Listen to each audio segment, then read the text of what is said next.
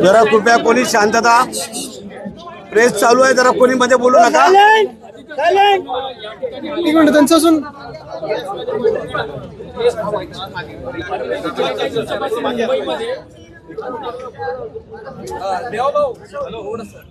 हा देवाभाऊनच आम्ही सांगतो थोडस.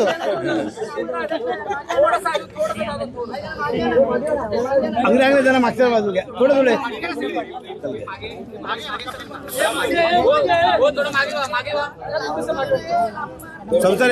संसारे जरा मागे गेलेला.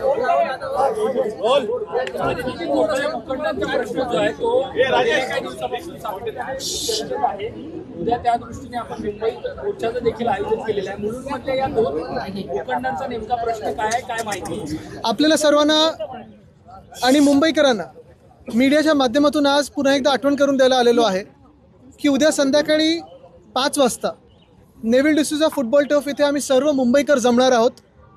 वेगळ्या वेगळ्या पक्षांना मी आमंत्रण केलेलं आहे. सगळे NGO, सगळे मुंबईप्रेमी लोकांना, मोकळी मैदानं जे वाचवतात त्यांना सगळ्यांना आमंत्रण केलेलं आहे. कारण आपण पाहतोय गेल्या 4 वर्षामध्ये मुंबईत जवळपास 17 ते 18 मोकळी मैदानं ही भाजपने ढापलेली आहेत. आज जिथे आलेलो आहे, ज्या आपण प्लॉटवर बसलेलो आहे, खरं तर हा प्लॉट इथेच पेट्रोल पंप पण होऊ शकतं, गॅस स्टेशन पण होऊ शकतं. आणि समोर जे स्पोर्ट्स कॉम्प्लेक्सचं रिझर्वेशन आहे ते न बदलता स्पोर्ट्स कॉम्प्लेक्सच राहू शकतं. इथे एक शाळा आहे, त्या शाळेला त्या स्पोर्ट्स कॉम्प्लेक्समधून आता जागा देऊ केलेली आहे. ठीक आहे, ते आम्ही समजू शकतो मोकळ्या मैदानासाठी केलं असेल, पण ते मोकळं मैदान शाळेचं आणि हे स्पोर्ट्स कॉम्प्लेक्स तसाच ठेवून इथे खरं तर पेट्रोल पंप, गॅस स्टेशन सगळं काही येऊ शकतं.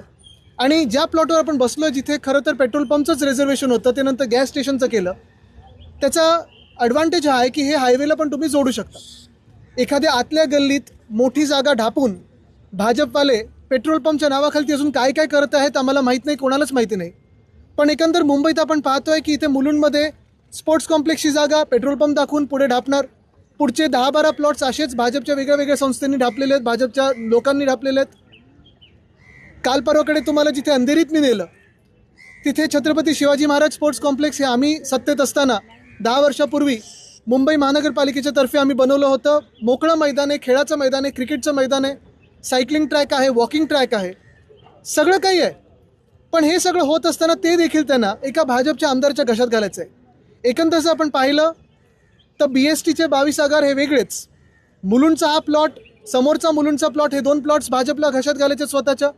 नेव्हिल डिसूजा फुटबॉल टर्फ घ्यायचा आहे, अंधेरीतले 1 प्लॉट, जुहूमधले 2 प्लॉट आणि सगळीकडचे हे मोकळी मैदानं घेऊन भाजपच्या संस्थांच्या हातात घेऊन इथे स्वतःचे बिल्डर आणि कॉन्ट्रॅक्टर आणण्याचा जो डाव आहे त्याच्या विरोधात मुंबई म्हणून आम्ही हा लढा सुरू केलेला आहे. उद्याचं जे आंदोलन आहे सगळ्याच मुंबईकरांना मी विनंती करते, आपण सर्वांनी या. कारण इथे कुठच्याच राजकीय एका पक्षाचा हा विषय नाही आहे. आज तुम्ही कुठच्याही राजकीय विचारधारेचे असाल, कोणालाही मतदान करत असाल, भले भाजपला पण मतदान करत असाल, तुम्ही हा विचार केला पाहिजे की भाजपच्या ह्या ठराविक बिल्डर आणि कॉन्ट्रॅक्टरांनी या जमिनी ढापल्यानंतर मुंबईत मोकळा श्वास घ्यायला जागा राहणार आहे का? भाजप एवढी जेनझी विरोधी आहे की ह्या जेनझीनी पण विचार केला पाहिजे की मुंबईत जर मैदानच निघून गेली, मुंबईतली मैदानच सगळी गायब केली भाजपनी, तर मैदानी खेळ हे होणार कुठे? हा विचार घेऊन आम्ही हा लढा सुरू केलेला आहे. पहिला टप्पा उद्याचा नेव्हिल डिसूजाला आहे आणि पुढचा टप्पा हा लवकरच आपल्याला कळेल. नक्की एक पर्टिक्युलर अशी काही बिल्डर्स तुमच्या पर्टिक्युलर अशी नावं समोर येतात का ज्यांना त्यांच्यासाठी जर करण्याची? मी कुठच्याही बिल्डर आणि कॉन्ट्रॅक्टरचं नाव घेणार नाही, कारण मी पहिल्यापासून सांगतो रस्त्याच्या घोटाळ्यात पण जेव्हा मी अनियमितता दाखवली तेव्हा मुंबई महानगरपालिकेला त्याच दिवशी त्यांच्या बिलमध्ये 6,080 कोटीवरनं 5,000 कोटीवर 4 तासात यायला लागलं. माझं भांडण हे कुठच्याही बिल्डर कॉन्ट्रॅक्टरबरोबर नाही आहे. माझा वैचारिक वाद हा या प्रक्रियेशी आहे आणि ही जी सिस्टीम भाजपा चालवायला निघालेली आहे त्याच्याशी आहे. मुलुंडमधले जे 2 भूखंड आहेत याचा प्रस्ताव पारित झालेला आहे का? प्रस्तावाची आता सद्यस्थिती काय आहे? आपल्याला माहिती आहे सर्वांना की इम्प्रूव्हमेंट कमिटीमध्ये इम्प्रूव्हमेंट आहे की वाट लावण्याची कमिटी आता बनवलेली आहे भाजपने, हा प्रश्न विचारणं गरजेचं आहे. कारण परवाकडे जे काही सगळं झालं, काल कोर्टाने देखील ताशारे मारलेले आहेत. आमचं मुंबई फुटबॉल असोसिएशनची जी केस आहे त्याच्यात कोर्टाने तर स्टेटस को आता आदेश दिलेले आहेत. आणि हे सगळं होत असताना माझ्या कानावर जे आलं ते मुख्यमंत्री कार्यालयातून असे आदेश गेलेले आहेत की भूखंडाचा श्रीखंड खायला 15 दिवसात तुम्ही ह्या जागा सगळ्या ह्यांच्या खिशात टाका. मुख्यमंत्री या सगळ्या मागे आहेत का किंवा मुख्यमंत्री स्वतः मुख्यमंत्री ह्याच्यात लक्ष घालत आहेत असं आम्हाला कळलेलं आहे. कारण नाहीतर एवढी हिंमत कोणाची होणार की एवढे मोठे भूखंड मुंबईतले, जिथे मुंबईतल्या सगळ्या संस्था असतील, रेसिडेंट वेलफेअर असोसिएशन असतील, ALMs असतील, NGOs असतील, राजकीय पक्ष असतील, नागरिक असतील, हे सगळे जेव्हा एकत्र येतात तरी दबाव कोणाचा आहे? अधिकाऱ्यांवर दबाव कोणाचा आहे? मुलुंडमध्ये दोन भूखंडांचं एक करू. भाजपा जेनजी विरुद्ध आहे, परंतु उद्या नागपुरामध्ये जेनजी विरुद्ध संवाद साधणार मुख्यमंत्री. मला वाटतं संवाद साधत असताना मुख्यमंत्र्यांनी हे पण सांगावं की भाजपानी किंवा भाजपामधल्या कोणी दिल्लीमध्ये जे लाठीचार्ज चालवलं, ज्याच्यात खिळे होते, टिअर गॅस होता, पेलेट गनचं फायरिंग, काल राहुल गांधींनी तुम्हाला माहिती आहे FIR फाईल करून घेतलेली आहे, ह्याचे आदेश कोणी दिले? बिहारमध्ये AK-47 वापरायचे आदेश कोणी दिले? हे पण जनतेला त्यांनी सांगावं. आदित्यजी, हे जे दोन मुलुंडचे आपण भूखंड म्हणताय त्याचं क्षेत्रफळ किती आहे दोन्ही भूखंडांचं? मला वाटतं क्षेत्रफळपेक्षा मुख्यमंत्री याच्यात कुठचं फळ बघतायत हे महत्वाचं आहे. आणि मुंबईची 1 इंच पण जमीन जर सामान्य नागरिकाला, मुंबईकराला फुकटात मिळत नसेल तर मग ह्यांच्या मित्राला का मिळावी? एक महत्त्वाचा मुद्दा समोर येते पोषण आहाराचा. त्याच्यावर मोठा भ्रष्टाचार झालेला आहे. जी 24 तास ही समोर आलेली घटना आहे. प्रत्येक ठिकाणी होतं पोषण आहार. मला वाटतं आपण अनेक विषय आता सामोरी येताना पाहत आहोत. जे पोषण आहारातला विषय आहे, खरोखर माझी ही मागणी राहील की तुकाराम मुंडेजींनी तिथे जाऊन पाहणी करावी. आणि हे कोणाकडून येतं तर केंद्र सरकारच्या कॉन्ट्रॅक्टर्सकडून हा सगळा आहार येतो, तो आमच्या बचत गटांना दिला जातो. तर जो कॉन्ट्रॅक्टर आहे हे पुरवतो त्यांच्यावर पहिली कारवाई झाली पाहिजे. आधी त्याला जोडून आहे की बीडमध्ये अधिकाऱ्यांनी फरमान काढले की आता शाळेचं वास्तव लपवण्यासाठी शूटिंग करता येणार नाही शाळेमध्ये. मला वाटतं आता जेनझी कोणाला घाबरत नाही. आणि बीड असो किंवा राजस्थान असो, काल आपण राजस्थानमध्ये पण पाहिलं तर सगळीकडेच जी काही शाळेची परिस्थिती आहे ते तर आहे. एका बाजूला शाळेची परिस्थिती ती आहे, पण दुसऱ्या बाजूला मुख्यमंत्री सांगतायत की जे इन्फ्लुएन्सर्स आमच्या सरकारी कार्यक्रमांना किंवा जास्ती स्कीम्सना व्ह्यूज देतील त्यांना काही ठराविक पैसे दिले जातील. शाळेंवर खर्च करा ना, या भूखंडावर खर्च करा, इथे चांगलं स्पोर्ट्स कॉम्प्लेक्स बांधा. कोणाचा विरोध आहे? बांधा नागरिकांसाठी स्पोर्ट्स कॉम्प्लेक्स, मोकळं एक चांगलं मैदान होऊ शकतं आणि इतर सामान्य नागरिकांसाठी, मुंबईकरांसाठी चांगलं स्पोर्ट्स कॉम्प्लेक्स होऊ शकतं. आणि इथे पेट्रोल पंप पण होऊ शकतो, गॅस स्टेशन पण होऊ शकतं आणि इथेच तुमचं इथेनॉलचा पूर्ण साठा पण होऊ शकतो. आज राहुल गांधी पुण्यात एक पत्र आहे ज्यामध्ये जे स्पोर्ट्स कॉम्प्लेक्स साठी जी जागा आहे थेट रिलायन्सला देण्यात यावं अशा प्रकारचं त्याच्यात नाव मेन्शन करून करण्यात आलेलं आहे. निविदा न काढता थेट नावं. तसं इथे पण MGLचं नाव दिलेलं आहे, तसं तिथे पण अंधेरीमध्ये एकाचं नाव दिलेलं आहे. आणि मी त्या दिवशी अंधेरीत पण सांगितलं, ज्या संस्थेने मागितले ती संस्था तर मागत राहणार ना. कोणाला जर हे असं काही मिळत असेल तर मागत राहणार.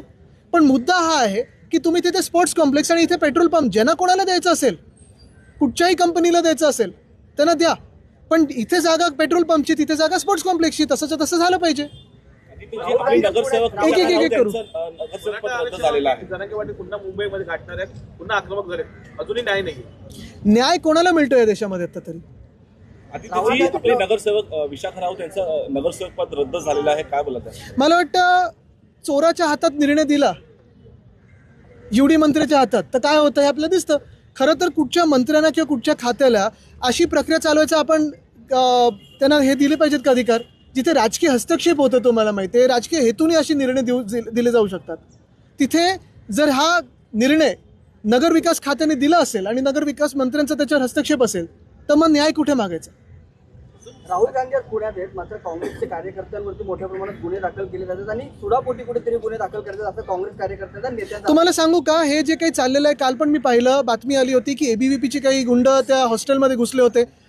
परवाकडून मला फोन आले की जे काही कॉलेजेस आहेत दक्षिण मुंबई, तिथे देखील ABVPचे काही गुंड बाहेर उभे होते आणि धमकवत होते मुलांना आणि मुलींना की तुम्ही आमचे फॉर्म भरा. पण हेच ABVPचे लोक जेव्हा तरुण मुलं मुली लाठीचार्जला फेस करत होते, हेच तरुण मुलं मुली जेव्हा दिल्लीत आंदोलन करत होते, तेव्हा ABVP कुठे होती? या कार्यक्रमाला प्रत्युत्तर म्हणून भाजपकडनं वंदे मातरमचा कार्यक्रमाचं समोरच आयोजन केलं. मला वाटतं एक महत्त्वाचं आहे, वंदे मातरम आणि भाजपचा संबंध काय आणि किती लोक भाजपचे किंवा त्यांच्या आधीच्या संघटनेतली वंदे मातरम बोलून फासावर गेले देशाच्या स्वातंत्र्य लढ्यासाठी, हे भाजपने आम्हाला सांगावं. मुख्य गोष्ट ही आहे की देशात खूप मोठे विषय अजून चालू आहेत. शाळांमध्ये बाथरूम नाही आहेत, काही काही शाळा वर्ग नसलेले चालले आहेत, काही काही ठिकाणी शिक्षक अजून अपॉइंट झालेले नाही आहेत. आपण पाहतोय ज्या शाळांची परिस्थिती तशीच आरोग्य केंद्राची परिस्थिती आहे. मग कशावरनं आपण नेमकं भांडतोय, किती गायचं आणि किती नाही गायचं? वंदे मातरम ह्या 2 शब्दांनी जी चळवळ उभी केली त्याच्यावरनं तुम्ही आज भांडत आहात. पण ज्याच्यासाठी चळवळ उभी केली, ज्या देशासाठी चळवळ उभी केली, त्या देशाचे आज हाल पाहताय तुम्ही. आज साखरेचे भाव वाढलेले आहेत. 10 वर्षात पहिल्यांदा साखरेचे भाव वाढलेले आहेत. आणि ते सगळं एका बाजूला होत असताना मुंबईमधल्या सगळ्या भूखंडांना मुख्यमंत्री महोदय स्वतःच्या मित्रांच्या खिशात टाकायला निघालेले आहेत. आधी त्याची सुप्रीम कोर्ट भूखंडाला घेऊन ज्या पद्धतीने तुम्ही तिकडे मुंबईत, दक्षिण मुंबईत आंदोलन करत आहात, ह्या 2 भूखंडांसाठी देखील अशा प्रकारचं उद्याचं जे आंदोलन आहे तो पहिला टप्पा आहे आणि सगळ्या मुंबईतले भूखंड जे मुख्यमंत्री जे आपल्या मित्रांना श्रीखंड देतात त्याच्या विरोधात आहे. आधी त्याची सुप्रीम कोर्टामध्ये आपली सुनावणी आता अंतिम टप्प्यात आहे जवळजवळ. अशा वेळी राहुल नार्वेकर म्हणतात की अपात्रतेबाबत जो निर्णय घेतलाय तो शाश्वत निर्णय आहे. मला वाटतं शाश्वत आणि काय लबाडीने जो निर्णय दिला होता त्याच्या विरोधात आम्ही कोर्टात गेलेलो आहे. आणि ते कसं निपक्षपातीपणाने वागत नाहीत हे तुम्हाला प्रत्येक दिवशी दिसतं. आम्ही दोघं तर बघतच असतो, कोणालाही बोलायला देतात, कोणाला नाही बोलायला देत. आदित्य जी, कल जिस तरह से राहुल गांधी को जाना पड़ा और फिर एफआईआर हुई तो पैलेट गन वाले मामले में, मुझे लगता है कल की जो एफआईआर है बहुत बड़ा एक कदम है न्याय की तरफ. पहली बात तो ये है कि पैलेट गन से फायरिंग हुई, कल ये सबके सामने आया और उस पर एफआईआर हुई. अभी कोर्ट में ये मामला चलेगा. दूसरी बात ये है कि हमारी कानून व्यवस्था ऐसी बन चुकी है अभी 10 सालों में कि आज के दिन में नेता विपक्ष को एक पुलिस स्टेशन जाने पड़ता है, 7 या 8 घंटा बैठना पड़ता है, वहाँ हड़ताल करनी पड़ती है, तब एक एफआईआर दर्ज होती है. तो अगर ऐसी कानून व्यवस्था हो तो किसका विश्वास इस कानून व्यवस्था में रहेगा हमारे देश में. और तीसरी बात, मुझे लगता है कि अभी देश का युवा डरता नहीं है, ये भी कल दिख गया है. देश का युवा जहाँ जहाँ अन्याय होता है वहाँ आवाज़ उठाते रहेगा, सामने कोई भी खड़ा हो. सीजेपी के जो मेंबर्स हैं उनपे कल जयपुर में हमला आशुतोष में भी हमला हुआ कल. लेकिन यही बात है ना, सीजेपी करना क्या चाहती है? तो जो शिक्षण व्यवस्था में खोट है या कमी है वही तो ला रही है लोगों के सामने. तो किसी भी सरकार को क्या नुकसान है या क्या डर है? सिर्फ फैसिस्ट डरते हैं शिक्षा व्यवस्था से, दूसरे कोई नहीं डरते. ये जगह के बारे में आप बोल रहे हैं, कल एक प्रोटेस्ट हो रहा है बांद्रा में और अंधेरी में भी जो आप गए थे जगह, कह रहे हैं कि मुख्यमंत्री इसमें इन्वॉल्व है. मैं आपके माध्यम से सभी मुंबईकरों को विनती करता हूं कि आप सारे लोग कल 5 बजे Neville D'Souza football turf Sunday को आए, कल 23 अगस्त को, क्योंकि सारे जो प्लॉट्स मुख्यमंत्री महोदय अपने दोस्तों को देना चाहते हैं, फिर वो अंधेरी का हो, जुहू का हो, मुलुंड का हो, बांद्रा का हो, या कहीं मुंबई में कोई भी ऐसे ओपन स्पेसेस की जगह देना चाहते हैं, उसके खिलाफ हम लड़ेंगे. मुंबई के ओपन स्पेसेस, मुंबई के मैदानों के लिए लड़ेंगे और लड़ते रहेंगे. कल का आंदोलन ये पहला आंदोलन है और ये आंदोलन बढ़ते जाएगा. कल रात में भी जो छात्रों का प्रोग्राम आज ले रहे हैं राहुल गांधी, वहाँ पे एबीपी वालों ने किया. बिल्कुल, शिक्षा व्यवस्था से डरती है भाजपा, छात्रों के गूंज से डरती है भाजपा, ये तो सबको पता चला है. जहाँ जहाँ छात्र है वहाँ भाजपा फायरिंग करती है. जनरल कायर है उनके. ठीक है, ते सगळ्यांनी याच्यासाठी लढायचं असेल. मराठी मनाचे मानविंदू प्रबलांचा पुत्र जय धर्म हिंदुस्तान हिंदू हिंदुस्तान हिंदुस्तान सम्राट सरस्वती